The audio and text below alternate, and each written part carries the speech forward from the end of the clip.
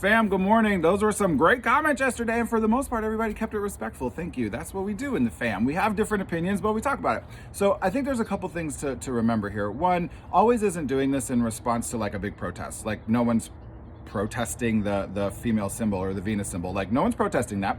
Always, so this isn't some sort of like thing like, oh, the trans lobby and LGBTQ folks are like way off to the left and they're protesting everything. That's not actually what this is about. Always is doing this on their own so that some individuals can actually feel more comfortable with the purchasing moment that happens, because a lot of you have said like, I don't understand, trans people don't even need these products, but you're probably thinking of trans women. Trans men, so people who identify as men on the inside but have female genitalia, or non-binary folks who have uteruses and menstruate still, need this product. And so if you look like me with a beard and you present outward as a man but you still have female genitalia and you have a uterus and you still have menstruation, you're going to need to buy this product, and sometimes that can be really disconcerting. It can also be a little bit dangerous. So if I go and I'm buying this product that has these female symbols all over it and it's a very womanly thing and whatever, I might be outed as maybe a trans man, and that might not be something I'm comfortable with. So I don't understand necessarily why there needs to be a gender to the product anyway.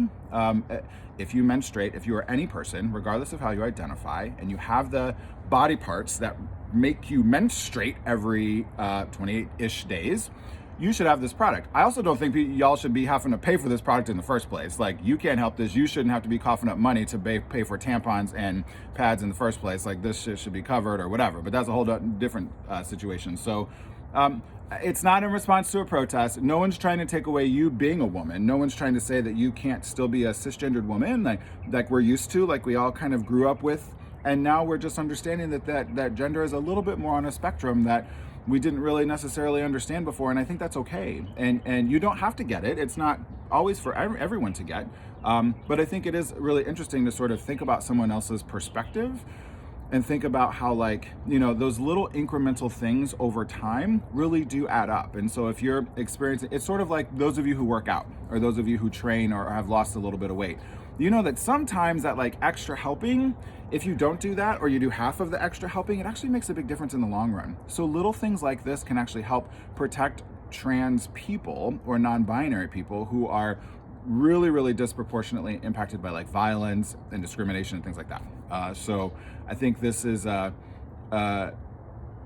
really important for us to know and see, and also to know that it's not taking anything away from you for someone else to be more comfortable. You're still a woman if that's how you identify.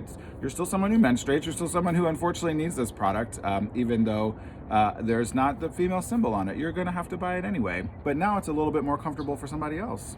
That's all.